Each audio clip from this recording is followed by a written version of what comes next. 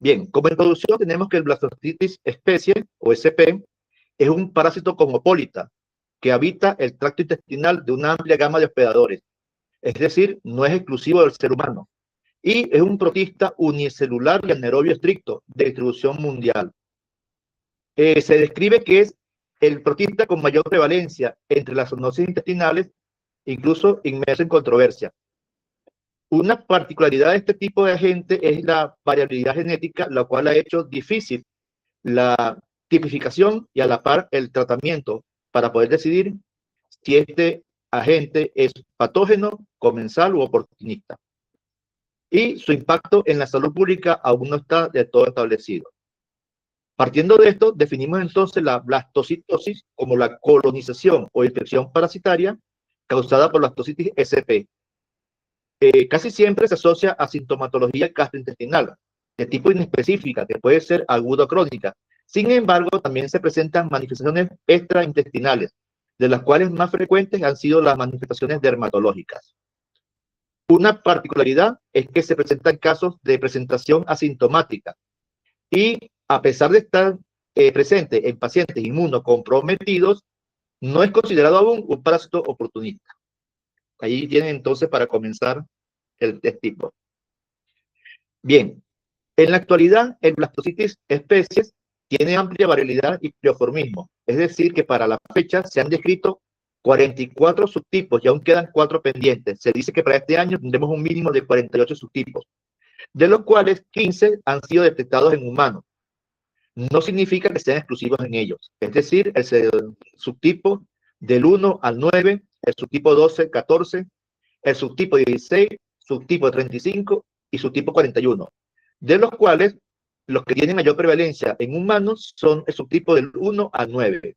Pero hay una particularidad que de acuerdo a la región en la cual se esté el paciente, o el hospedador, por decirlo así, hay una prevalencia de subtipos de manera específica. Por ejemplo, el subtipo 4 tenía mayor prevalencia en Europa. Sin embargo, en los últimos meses ya se ha demostrado también la presencia en América y Asia. El subtipo 3 es de prevalencia global y el resto de los subtipos en hospederos variados, primates, aves, reptiles, roedores, ganado. Y una particularidad, se comparte mucho con las mascotas de casa, es decir, aquellas personas que tenemos gatos, perros o conejos o roedores como tal, podemos compartir el mayor riesgo de desarrollar una enfermedad zoonótica. Por eso entonces su carácter y parasitosis emergente. Ahora, ¿cómo ha sido la perspectiva histórica de este agente? Bien, describen que para el año 1849, durante la epidemia de cólera en Gran Bretaña, se hizo una descripción de un agente parasitario compatible con Blastocitis especies. Sin embargo, de eso no quedaron registros como tal.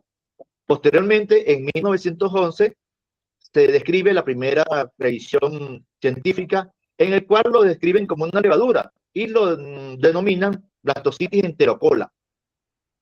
No es sino al año siguiente cuando se asocia el nombre de Blastocitis hominis, ¿ok? Porque pensaban que solamente era frecuente en la especie humana. Sin embargo, pasaron muchos años en cesante, por decirlo así, y es hasta el año 1991 cuando se reclasificó como protozoario, aunque erróneamente fue descrito como un quiste de un flagelado. No es hasta el año de 1996 cuando estudios moleculares definen una nueva clasificación de este agente y lo incluyen en el grupo de las estramenófilas, al cual pertenecen las algas café, café dorado y diatomeas. Para el año 98 se clasifica como un cromista y finalmente a partir del 2007 se adopta la denominación Blastocitis spp, especies en plural, por la gran diversidad de hospederos en los cuales se determinaba este agente causal. Bien, con respecto a la epidemiología, se considera problema de salud pública y es catalogado como un protozo de distribución mundial y, por decirlo así, una zoonosis emergente. Las cifras de contagios superan entre los 1.000 a 2.000 millones de contagiados. Tengan en cuenta la inmensidad de esa población. Y tiene una alta prevalencia hasta un 60% en zonas tropicales y subtropicales. Más frecuentemente en países en vías de desarrollo. No significa que no tengamos eso también en países desarrollados. En Latinoamérica se evidencia blastocitis de especie con frecuencia de un 61.6% en pacientes adultos sintomáticos, a diferencia de los asintomáticos en los cuales la prevalencia puede estar en el orden de los 41.6%. En Venezuela, en un estudio del año 2014, reportaba que alcanzaba cifras, la prevalencia de un 79.4% en el estado Bolívar. Imagínense cuántos pacientes puedan haber crecido de esa fecha acá.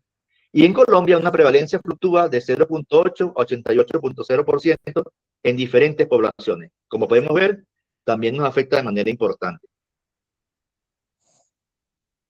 Bien, una imagen por inteligencia artificial de blastocitis, la diferente forma. Superior izquierda, la forma vacuolar, en el centro la granular, a la izquierda, derecha superior, perdón, la ameboide, inferior la quística, y al inferior izquierda, la forma vacuolar. Bien, ahora, con respecto a la formología y ciclo biológico, este parásito presenta un poliformismo importante en el cual se describen 6 formas parasitarias, de las cuales describimos la vacuolar, que es la más voluminosa, puede alcanzar un diámetro de hasta 200 micras y posee de 1 a 4 núcleos con organelas celulares. Contiene una vacuola central, por eso antes lo llamaban blastocitis de cuerpo central, y tiene un depósito importante central de lípidos e hidrato de carbono, con funciones metabólicas y de multiplicación celular. Es la forma más común detectada mediante microscopía en laboratorio. Casi siempre es la que se reporta en laboratorio.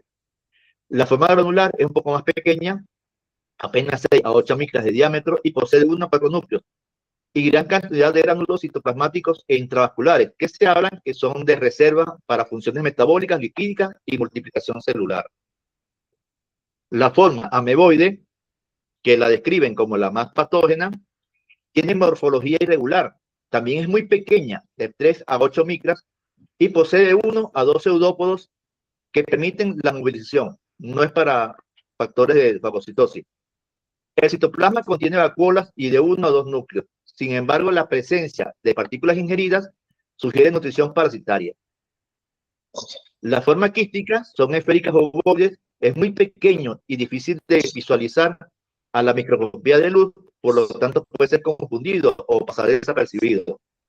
Su contenido celular consiste en múltiples vacuolas, depósitos de glucógeno y lípidos, y pueden medir entre 3 y 10 micras, y un número de núcleos que pueden variar de 1 a 4. Las formas multivacuolar y avacuolar son formas intermedias que no son tan frecuentes y también son bastante diminutas, apenas 8 micras de diámetro. No poseen cápsulas y poseen apenas 1 o 2 núcleos. Se pueden encontrar en heces frescas y se puede relacionar su morfología con diferentes estados de enquistamiento o desenquistamiento.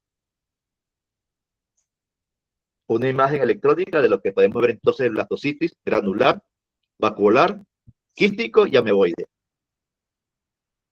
Recordando parasitología. El ciclo biológico de esta especie no está del todo dilucidado y aunque se plantea como una zoonosis, puede haber la autoinfectación y a la vez también la transmisión por vectores.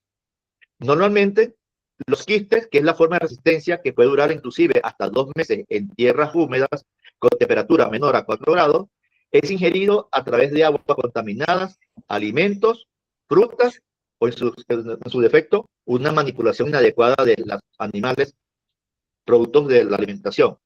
Este quiste se ingiere y es degradado o lisiado a nivel de intestino delgado, donde entonces la forma vacuolar puede lograr la división por fusión binaria y reproducirse.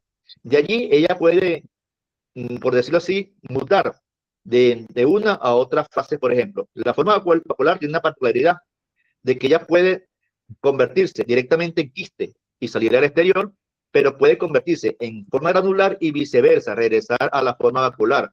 Así ir a la forma ameboidea y regresar nuevamente a la forma vacuolar.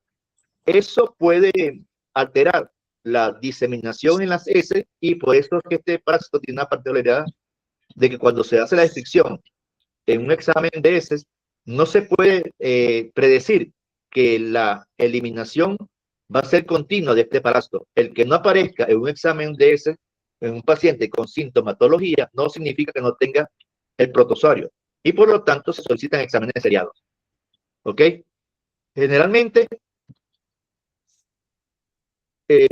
la condición de zoonosis favorece la persistencia de un ciclo vicioso para esta parasitosis y por ello el alto número de pacientes contagiados y que se elevan en las estadísticas de salud.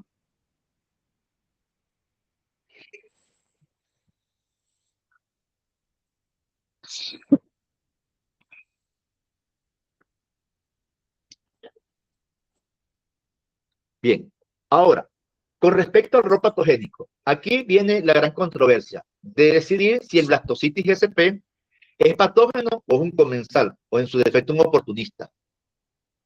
Una de las desventajas de esta entidad es que los estudios realizados han sido con espécimes de ratas y gallinas, demostrando la patogenicidad de este microorganismo. Sin embargo, eso no se puede trasladar de manera correcta hacia la especie humana. Inclusive, la particularidad de los subtipos de blastocitis diferencia a esta entidad en la cual un diferente subtipo puede ser patógeno en un hospedero y a la vez no ser comensal en un hospedero diferente. Entonces, en un momento determinado, no es tan sencillo tipificar un subtipo de blastocitis como el agente causal de una entidad específica, como es el caso del síndrome de intestino irritable.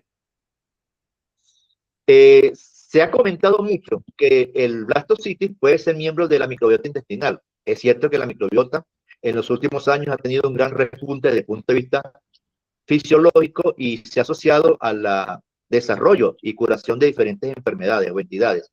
Sin embargo, el blastocitis puede ser beneficioso si está asociado generalmente con bacterias beneficiosas como el Ruminococcus, la Prebotella, los lactobacilos, y eso forma parte de un microbioma saludable. Por lo tanto, no podemos tipificar que todas las cepas de un subtipo pueden ser patógenas como tal. Y una de las particularidades es que hasta la fecha no se han identificado factores de virulencia como flagelos o lectinas de este parásito para producir daño al hospedero. Bien, desde el punto de vista simplificado, podemos decir entonces que el blastocitis, en su rol de patógeno, puede producir alteración de la permeabilidad intestinal, modificaciones del citoesqueleto, apoptosis celular, productor de proteasas de inmunoglobulina A, los cuales favorecen la colonización y la supervivencia. Productor de citeína proteasas que intervienen en el daño tisular, evasión inmunitaria e inmunomodulación. Puede producir incremento de interleuquina 8, factor nuclear KB a nivel de colon distal, lo cual favorecería la pérdida de fluidos y, por supuesto, diarrea con deshidratación. Y también puede producir incremento de factores de necrosis tumoral alfa, interferón gamma, interleuquina 12, los cuales pueden activar mediante inmunidad celular, linfocitos T, monocitos y macrófagos, inclusive hasta los natural killers. Bien, en este gráfico, lástima que por la presentación no esté todo visible, es un resumen de la patogenia de esta entidad. El blastocitis, en el centro de la imagen, vemos la imagen del blastocitis como tal, es capaz de producir o extinguir entonces en la mucosa intestinal de diferentes maneras. Pues entonces, a través de la determinación de proteínas de tipo sinasas, pueden entonces inferir sobre la producción de inmunoglobulinas y alteración del muco intestinal, lo cual entonces va a producir entonces que pueda haber invasión de las bacterias que normalmente se encuentran en el tubo digestivo. Aparte de eso, se pueden producir reacciones a nivel de receptores de pared, los cuales van a producir una disrupción de las juntas de unión de la membrana epitelial y producir entonces el paso de bacterias que van a condicionar un proceso inflamatorio crónico, que a la larga es el desencadenante de muchas de las patologías asociadas al blastocitis como tal. Esta alteración de blastocitis de forma directa sobre el microbioma intestinal es lo que se conoce como disbiosis, y es uno de los factores predisponentes para desarrollar patología en esta entidad. Ahora, no todas las personas desarrollamos la blastocitosis. Hay que ver o debemos tener unos factores de riesgo para poder desarrollar esta entidad. En primer lugar, se describe el estado inmunitario del huésped. está descrito que las edades extremas son factor de riesgo para desarrollar procesos patológicos. Sin embargo, el ser joven o el ser adulto mayor no implica necesariamente tener inmunocompromiso. Lo que está muy en boga en la actualidad es el subtipo de lactocitis. Como dijimos al inicio, tenemos que 15 subtipos pueden infectar al ser humano, pero los más comunes, del 1 al 4, tienen una particularidad que en algunos pacientes pueden comportarse como patógenos, pero en otros como comensal. Inclusive el subtipo 7 es el que más se asocia a entidad patológica, pero siempre y cuando la composición del microbioma no sea la más adecuada. Recuerden que el microbioma es un conjunto de múltiples agentes, bacterias, virus, levaduras, y en los últimos años un repunte importante de la microbiota a expensa de los patógenos poco desapercibidos, como los protistas. Y entonces, todo en su justa proporción es capaz de producir o no una microbiota favorable, que cuando ocurre la disbiosis puede predisponer a que un blastocitis se convierta en patógeno a pesar de haber estado universal tiempo atrás. La exposición ambiental es importante ya que se relaciona con la ocupación del hospedero, en este caso, trabajador del campo, manipulación y contacto directo con estos hospederos contagiados o contaminados, poco aseo, poca disposición de crestas y agua, puede mantener un ciclo vicioso. Y la presencia de comorbilidades o, en su defecto, infecciones parasitarias asociadas a la colonización o infección por blastocitis. Se dice que el blastocitis no anda solo, generalmente anda acompañado de otras entidades, de los cuales los más frecuentes, Giardia lambras, entamoeba histolítica, inclusive la criptopiopsis. Ahora, desde el punto de vista clínico, el impacto de esta entidad sobre el aparato digestivo. Se describe que son síntomas muy inespecíficos, los cuales pueden ser desarrollados por cualquier otro agente parasitario y no son exclusivas del blastocitis. Vemos entonces que la variedad van a ser como náuseas, vómitos, anorexia, en algunos casos fiebre, malestar general, dolor y tensión abdominal, flatulencias y diarrea de tipo aguda crónica. Sin embargo, la diarrea en estos casos casi siempre es autorresolutiva o hacerse crónica o prevalecer por meses, incluso años. Otras raras, pero poco frecuentes, el síndrome de colon irritable, anemia por deficiencia de hierro, erupciones cutáneas tipo urticaria, sinovitis, en algunos casos severos, angioedema y prurito palpoplantar. Y en laboratorio podemos determinar eosinofilia periférica. Esto tiene que ver por la incidencia del blastocitis sobre la producción de sistema proteasas que alteran la disminución de inmunoglobulinas e incrementan la producción de interleuquinas patológicas, en este caso interleuquina 8, interleuquina 12.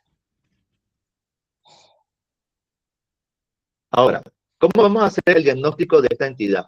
Generalmente, la presunción clínica del paciente. El paciente cursa con síntomas inespecíficos de tipo digestivo y aunque por norma siempre pensamos en una amibiasis, hay que pensar en los otros patógenos que son menos frecuentes que el blastocitis.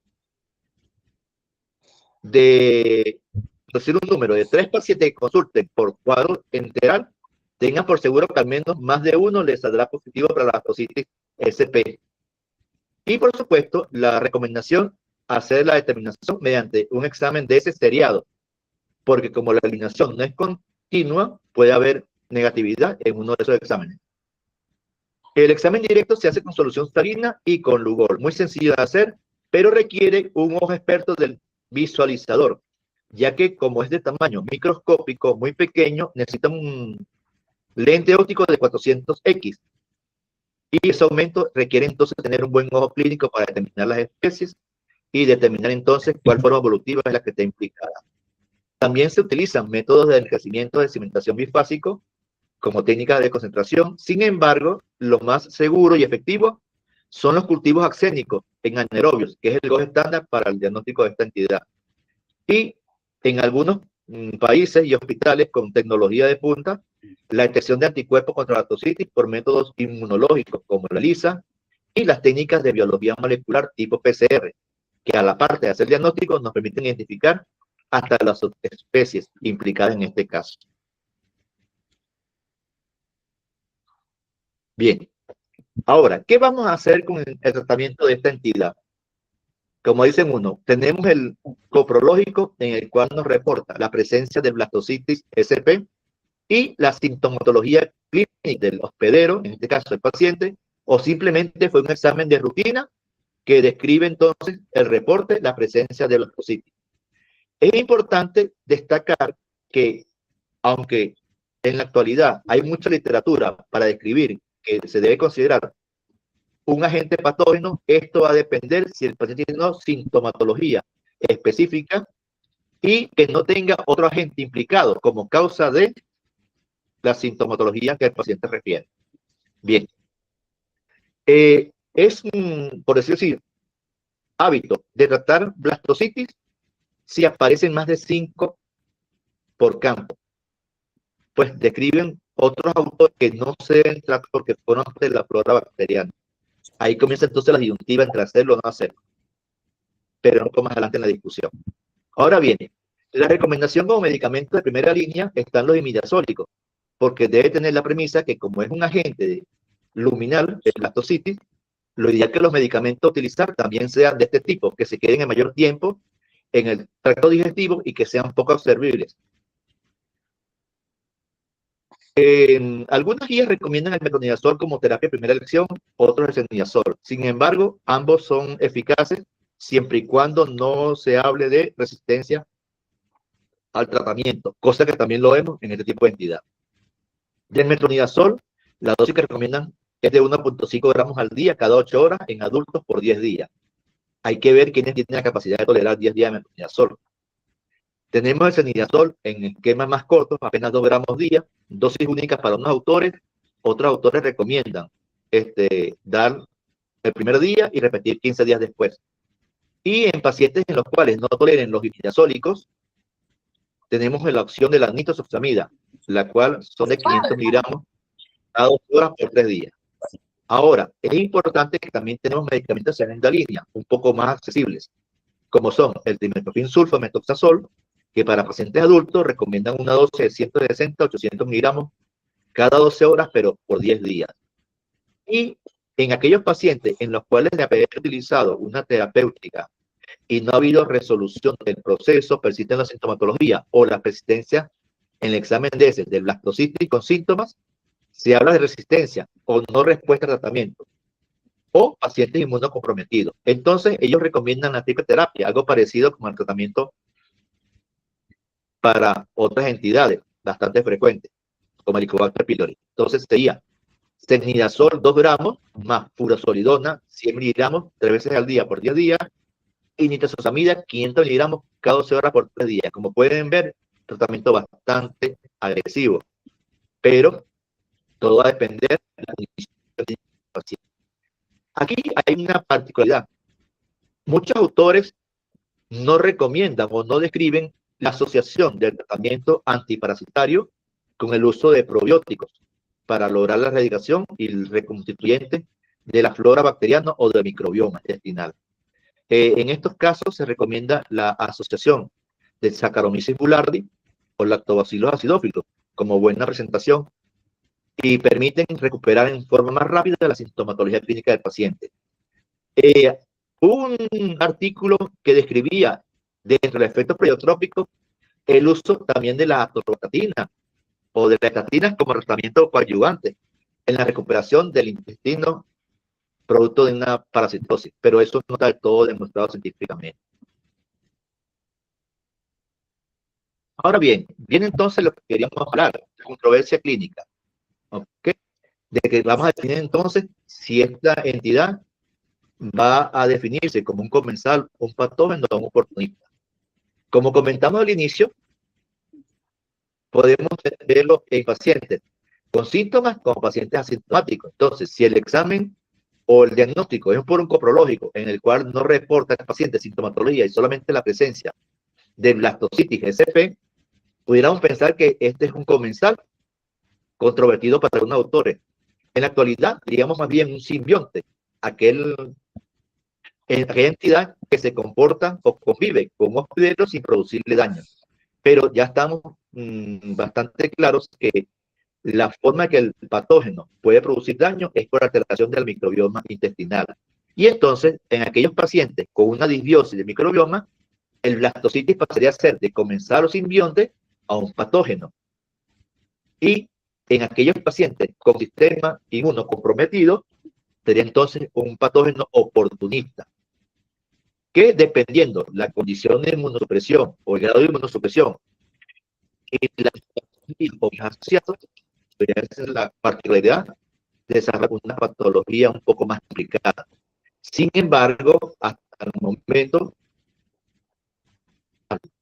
no tiene tendencia a complicación y salvo casos muy particulares, se han descrito complicaciones como tal, a diferencia de otras entidades como la entamoebetolítica, que puede mirar y producir un acceso hepático.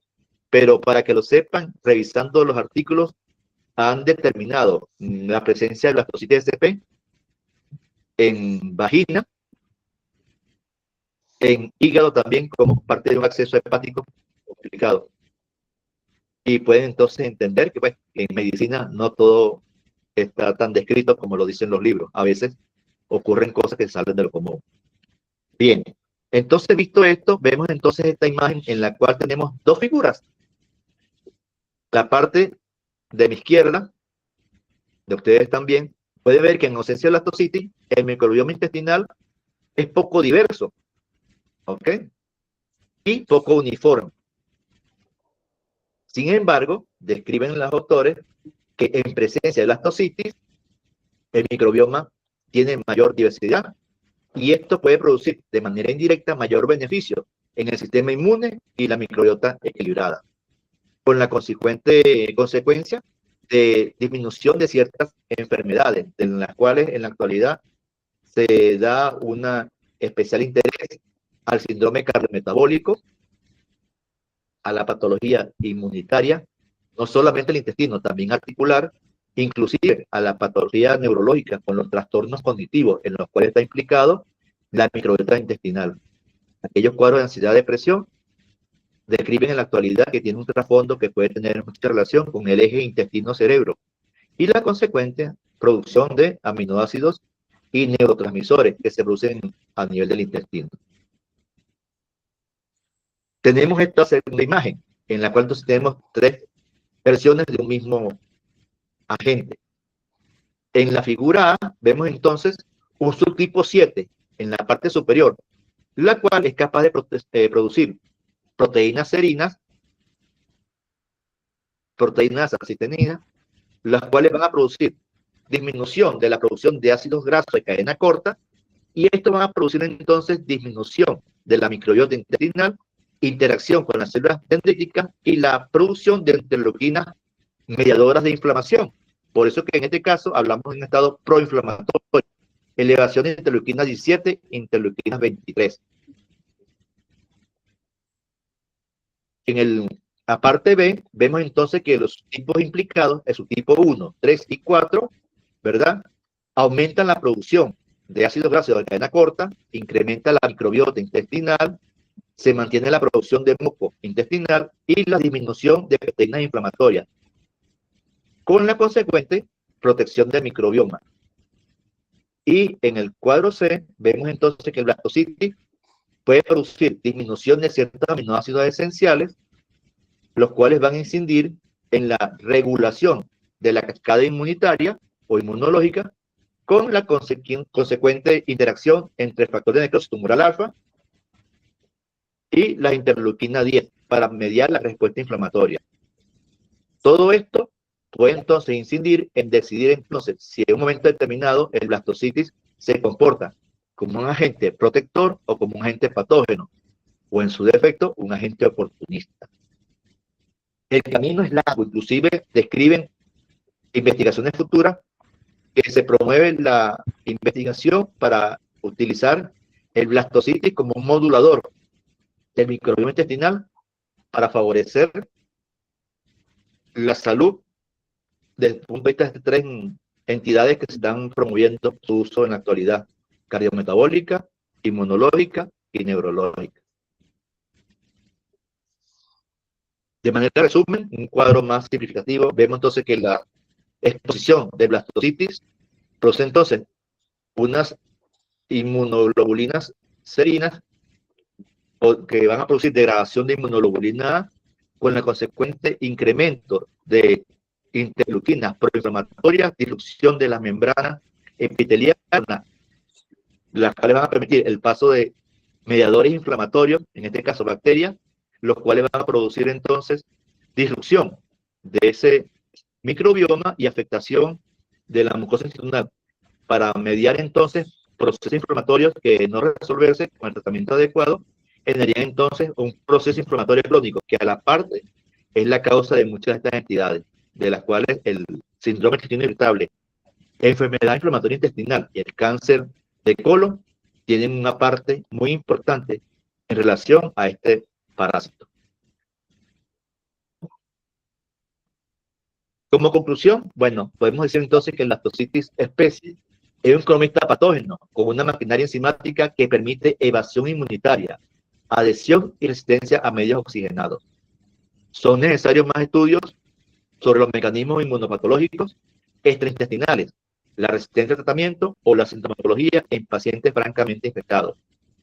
El tratamiento dependerá siempre de la sintomatología y confirmación bacteriológica del blastocitis. Y recordar que el tratamiento también puede generar impacto negativo en el microbioma intestinal. Y por supuesto, como decimos siempre los internistas, deben incluirse cambios del estilo de vida como parte de la terapéutica y corrección de los factores de riesgo.